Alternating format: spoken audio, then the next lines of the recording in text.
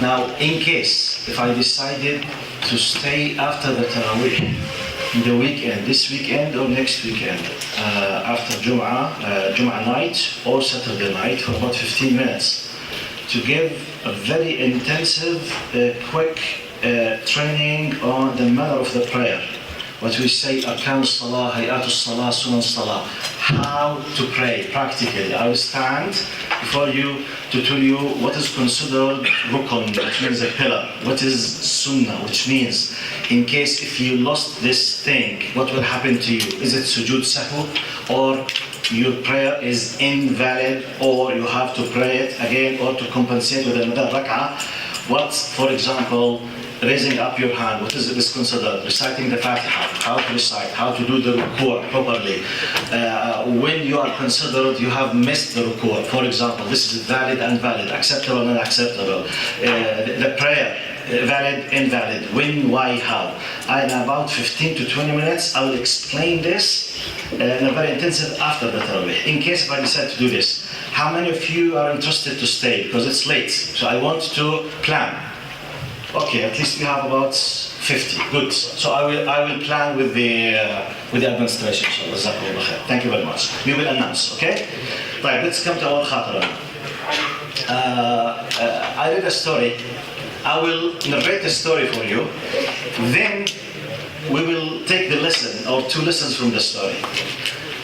A young guy. It seems he was a student from a rich Arab country.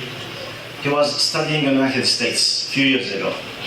So unfortunately, he was not following Islam, even though his family are very religious, but he himself did not care about Islam or to be a Muslim. He was doing a lot of haram things. Part of what he was doing, basically, he used to have a girlfriend, an American girlfriend. He used to drink, he used to go to the pub, he used to have a girlfriend. At a certain point, he decided to marry this girlfriend, just to be his wife. So he offered this, she did not mind. He phoned his father back home. Daddy, I want to marry. Please, can you support me? Is she a Muslimah? No, no way. I will not support unless if she becomes a Muslimah. Okay, but he himself is not practicing Islam, and she has nothing to do with Islam. He tried his best. He said, look, Wallahi, Billahi, Tallahi, Lillahi alayya, qasaman. If she does not become a Muslim, you are not my son and I will not support you. I have nothing to do with you. Either she becomes a Muslim or just forget it. Don't discuss with me. And even if you married her, I don't know you. I will disconnect everything with you. So he was, quote unquote, forced to offer Islam for her. He himself does not care with Islam. But this is the commandment of his father. Look, subhanAllah, when Allah wills something. He said, look, I want to marry you, but my father insists that you become a Muslim. Really? She was an open-minded guy. Open-minded sister. So she said, okay, give me something to read about this religion. She has nothing to do with Islam. She knows nothing about Islam. She was so fair with herself. She asked him to bring her some kind of books to read about Islam. And she asked him not to see her or to speak with her or have any contact with her for 3 months. She said, I will read for 3 months, then I will decide. Either or. When the 3 months finished, he was, burning. Was waiting. Hello, 3 months. Okay, hello, what happened? She said, actually, I became a Muslim. Alhamdulillah, okay, that's so. But I will not marry you. Why? Because you are not a Muslim. SubhanAllah. I'm a Muslim now, but I will not marry you because you yourself, you are not. Of course, she's not saying that he's a kafir. I mean, you are not practicing Islam, because when I read the true Islam, actually, you have nothing to do with Islam.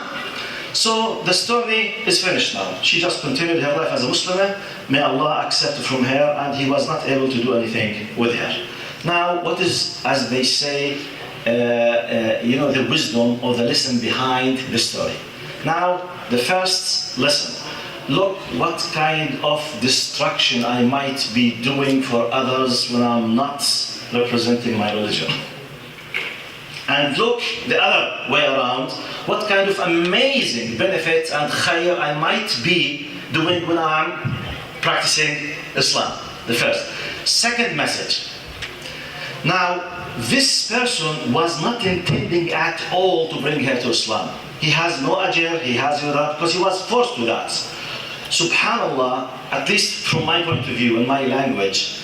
Now, this is a message that Allah subhanahu wa ta'ala will find a way to bring the hidayah to the people, so don't worry. Don't worry, which means if Allah wills, Allah's will be done. Now, what can I benefit from this? This is something obvious because we knew this story. But you have to know that this is applicable in every single person. Every single person, Allah has guaranteed to let the hidayah come to his doorsteps. But some of them they refuse, some of them they accept. We know about those who have accepted because they declared that they accepted.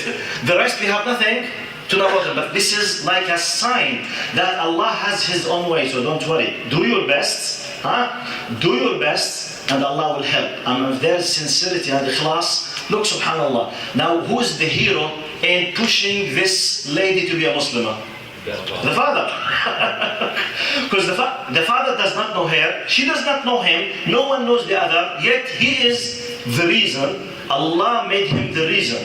He caused him to be the practical human reason to let her be a Muslim. So at the end, inshallah, the ajr will be in his, because he insisted. He said, I will not support unless if she, at the end, she has to read because he insisted on that. So sometimes we do our best. We don't know the results. Now imagine if this lady caused few hundreds to get into Islam in her life. Okay?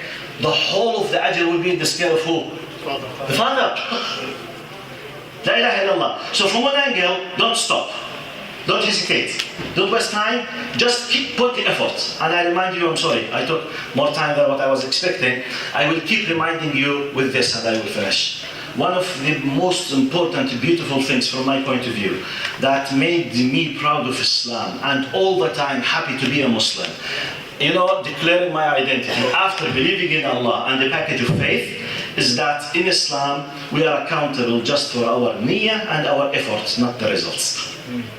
We are not accountable for the results. Just, you have a pure niyyah? Yes. So first take. Second take. Have you done your best? Maybe your best is just like this. Have you done it? Yes. Complete. 100%. First degree, VIP. Don't worry. But by Allah, the result is zero. It's not your problem. Result is not your problem.